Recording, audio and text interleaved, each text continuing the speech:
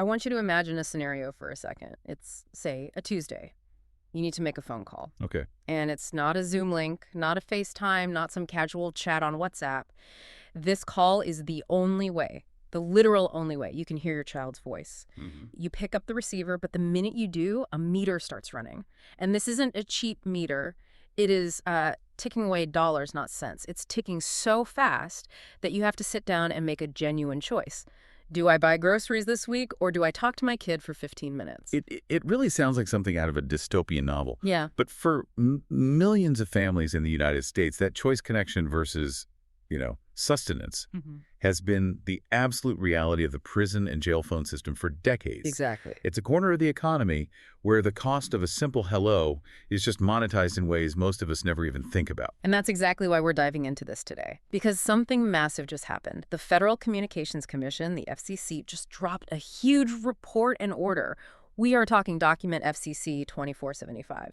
And when you say massive, you are not exaggerating. Right. It is over 600 pages of dense regulatory text. I tried to scroll through it on my phone and my thumb actually got tired. But our mission today is to figure out what is actually buried in those 600 pages. Because the FCC is attempting to completely overhaul the economics of what they call incarcerated people's communications services. It's a fundamental shift. We aren't just tweaking a percentage here or there. This is structural. We're going to look at the history, the Martha Wright Reed Act that made this all possible. We're also going to get into some pretty fierce economic battles over things like the used and useful standard, which sounds boring but is actually revolutionary. Right. And the very, very controversial topic of site commissions. Site commissions. I feel like that phrase is going to be the villain of today's story. Or maybe the hero, depending on who you ask. It's certainly the pivot point. But we can't just look at what the FCC did. We also have to look at the other side. We have a brand new court filing. This is appellate case 2429A3 from a huge coalition of states that are suing to stop these rules in their tracks. So we have the FCC's massive order, we have industry data, and we have a federal lawsuit. It's a three-way standoff between the feds, the states, and the corporations. Okay, let's unpack this. Where do we even start with a 600-page rule change? Well, to understand the rule, you have to understand the person who started the whole fight. We have to start with Martha Wright. The namesake of the act. That's her. Years and years ago, Martha Wright was a grandmother, and she just wanted to keep in touch with her incarcerated grandson. Her situation was exactly what you described in the intro. She wasn't the one in prison, but she was the one paying the bill. And the rates were just sky high. Exorbitant. So she petitioned the FCC for relief. And what happened? For a very long time. Nothing. Her petition just sat there. Now, it wasn't necessarily that the FCC didn't care. It was that they ran into this massive legal wall called jurisdiction. This is the interstate versus intrastate mess, right? Precisely. Under the old rules, the FCC only had clear authority to regulate interstate calls. Those are calls that cross state lines. So if you were in a prison in Texas and you called your mom in New York, the FCC could step in. They could cap that rate. But if you're in a prison in Texas and you call your mom, who lives in Dallas... That is an interstate call. It stays within the borders. And for years, the courts repeatedly blocked the FCC from regulating those. They basically said, sorry, that's a state issue. The feds can't touch it. Which created this huge loophole. A massive one. Because most people aren't calling across the country. They're calling their family who lives a few towns over. So you had this bizarre system where calling across the country might actually be cheaper than calling across the street. That seems completely backwards. So the loophole was basically the entire market. Until 2022. That's when the game changed. Congress passed the Martha Wright Reed Just and Reasonable Communications Act. And this act essentially told the courts to back off. In a way, yes. Congress explicitly gave the FCC authority over all calls interstate and intrastate. It just erased the border distinction for this one industry. And crucially, it also included advanced communication services, which brings video into the picture for the first time. And the goal was simple.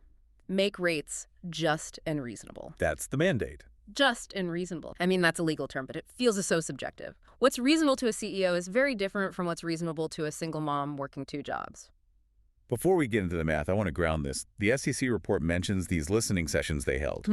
And some of the stories really paint a picture of why this all matters. Yeah, the data is one thing, but the anecdotes, they really illustrate the market failure. The FCC noted that when they spoke to families, the despair was palpable. I was reading about a high schooler named Brione.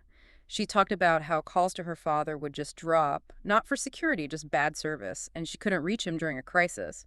But she still had to pay for it. Right, paying for a service that doesn't even work. But the one that really stuck with me, and frankly was just hard to read, was the soap story. That was from the mother in Illinois. Yeah. She described working in the prison as a cleaner cleaning bathrooms. And she would salvage these little bits of leftover soap so she didn't have to buy hygiene products. She was literally scraping soap remnants together so she could save a few dollars to pay for phone calls instead. It just highlights that trade-off. It's not about discretionary income. It's a choice between basic hygiene and human connection. And that's the context the FCC was operating in. Okay, so let's look at how they fix it, because this isn't a normal market. If I don't like my cell phone plan, I can switch providers. But if you're in jail, you are a captive audience, literally. How does the FCC set a fair price in a monopoly? This is where we get to that term I mentioned earlier, used and useful. Used and useful. It sounds like something I'd say when I'm cleaning out my garage. Is this box of old cables used and useful? No. Toss it. That's actually a perfect way to think about it. In utility regulation, the used and useful standard just means you can only charge customers for costs that are actually used and useful in providing the specific service. So you can't charge me for your corporate jet if it doesn't help me make my phone call. Exactly. The FCC applied this filter strictly. They explicitly rejected the argument that market forces keep prices down in prisons. Because there are no market forces. Well, there are, but they work backwards. In a normal market, companies compete to get your business, so prices go down. Right. In the prison market, providers compete to get the contract with the facility. They're pitching to the sheriff, not the inmate. And how do you win that contract? Historically, you offer the highest commission. Which brings us to the site commission. This feels like the smoking gun. This is the absolute core of the economic battle. Right. A site commission is a payment, sometimes cash, sometimes services, that the phone provider pays back to the correctional facility. So it's like a kickback. It's like if I wanted to be the only pizza place allowed in a college dorm, and I paid the university a huge fee for that exclusive contract, Right. then I'd have to charge the students $50 a pizza just to make my money back. That is a perfect analogy. The commission is the kickback you pay the university, and the families are paying the inflated price to cover it. And the FCC's new order just bans this. Yes, a bright line prohibition on site commissions. The FCC's logic is that these payments have nothing to do with the actual transmission of the phone call. They're not used and useful for the communication itself. But wait, I have to play devil's advocate here because the lawsuit makes this point very strongly. I'm sure the sheriffs aren't just saying, oh, sure, take our revenue. They rely on that money, right? They certainly do. And this is where the debate gets really nuanced. The correctional facilities argue that these commissions fund beneficial programs. We're talking about inmate health and welfare funds, libraries, drug treatment programs. So the argument is, if you cut the site commission to lower the phone bill, you might accidentally defund the prison library. That is precisely the argument the states are making. They say, we need this money to run the jail. But the FCC has a rebuttal. Which is? They say, yes, those are worthy causes, absolutely. But why should the families of incarcerated people, who are often among the poorest people in the country, be the ones funding the prison library through these crazy high phone bills? That's a fascinating distinction. It's not about whether the library is good. It's about who pays for it. Correct. The FCC argues those are societal costs. They should come from general tax revenue, not from a hidden tax on a phone call.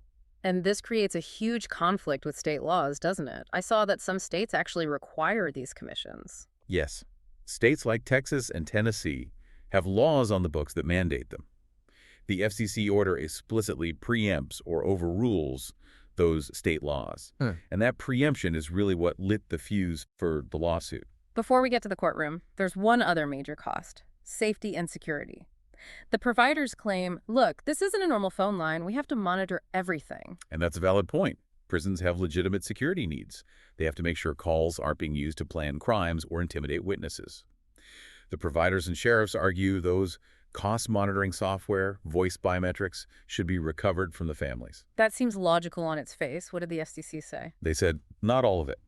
They applied that used and useful filter again. They allow cost recovery for things like CALEA compliance, that's the federal wiretapping law, and essential call security. But where did they draw the line? They drew a line at things like general surveillance.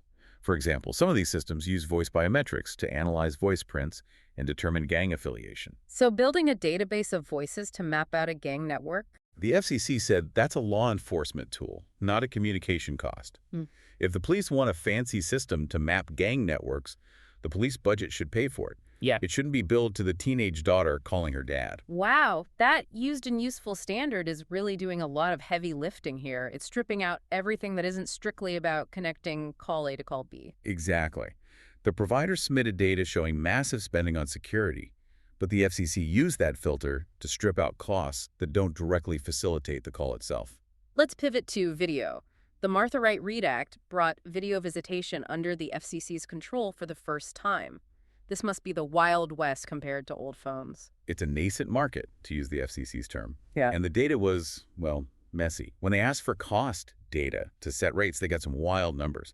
Yeah. One major provider, Securus, reported video costs that were massive outliers. Outliers how? Just way more expensive. Significantly higher. They were claiming high capital costs per minute that just didn't match what anyone else in the industry was seeing. So what did the FCC do? Did they just average it in and make the cap higher for everyone? No, and this is important. They called the data non-representative. They basically said, we can't use these numbers to set the average because they're skewing everything.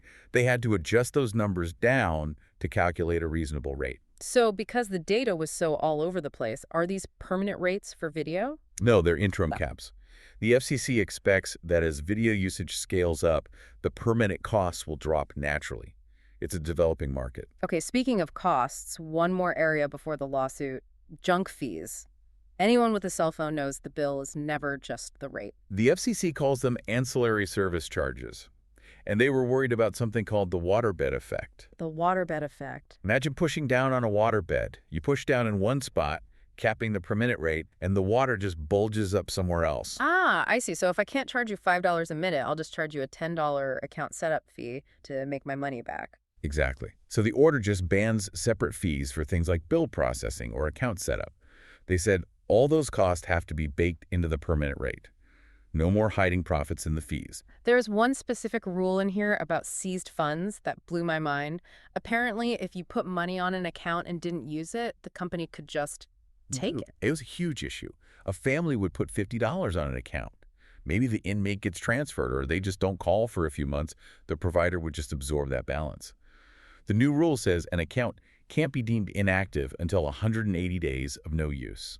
And even then? Even then, the provider has to make reasonable efforts to refund the money. Is there a catch? A tiny one.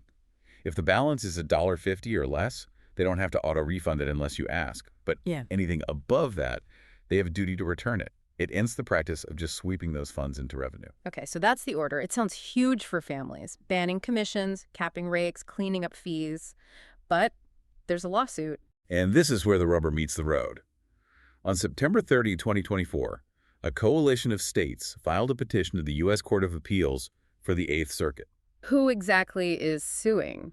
The phone companies. Interestingly, the lead plaintiffs here are the states themselves. It's a big coalition. Indiana, Arkansas, Alabama, Florida, Georgia, and a bunch of others. That is a significant list. Nearly a third of the country. What is their legal argument? They're claiming the order is arbitrary and capricious. Arbitrary and capricious. That sounds like an insult, but it's a legal term of art. It is. It's the standard for an agency abusing its power. They also claim the FCC acted in excess of statutory authority. But didn't Congress literally pass a law giving them the authority? They did, but the real sticking point is the preemption of state laws on site commissions. The states are basically saying, hey, FCC, you can't tell us how to manage our contracts in our own state jails. That violates federalism. So they're arguing that the federal government is overstepping into state business. Precisely. The core question for the court will be, does the FCC's power to set just and reasonable rates trump a state's power to manage its own correctional budgets? So what happens if the states win? They want the court to vacate and enjoin the order, throw it out, stop it from going into effect. If they win, the ban on site commissions could disappear. We'd be right back where we started. This raises a really difficult question for me. If the FCC wins, families get relief, but the facilities lose revenue. If the states win, the revenue stays, but families keep paying this tax. It forces you to ask a provocative question. If those commissions are protected, who should be paying for those rehab programs? Right. The FCC says it shouldn't be the families. But if the phone revenue dries up, will prisons just cut those libraries and rehabilitation programs? That is the big worry. If the money vanishes, do the services vanish? But we have to look at the bigger picture here, which is recidivism. The sources were very clear on that. There's a ton of research showing that maintaining family ties reduces the likelihood that someone will reoffend. Exactly. If you can talk to your family, you have a support system when you get out. So, paradoxically, high phone rates that fund prison programs might actually be making our communities less safe in the long run. If the cost of a call breaks that family bond, the person is more isolated and more likely to end up back inside. It's a complex web of economics, law, and human connection. The FCC has taken this massive swing, but with 14 states suing, this fight is clearly far from over. We will have to watch the Eighth Circuit very closely. This decision is going to define the future of communication for millions of people. And we'll be here to break it down when that ruling drops. We'll keep listening for the next connection. Thanks for joining us on this deep dive. Thank you.